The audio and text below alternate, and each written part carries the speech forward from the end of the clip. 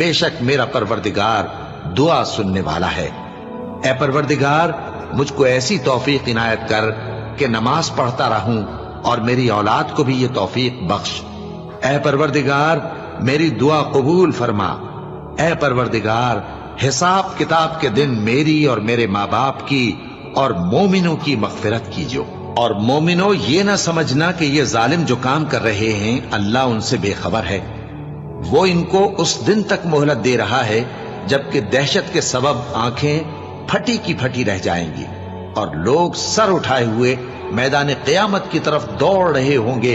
उनकी निगाहें खुद अपनी तरफ लौट न सकेंगी और उनके दिल मारे खौफ के हवा हो रहे होंगे। और लोगों को उस दिन से आगाह कर दो जब उन पर अजाब आ जाएगा।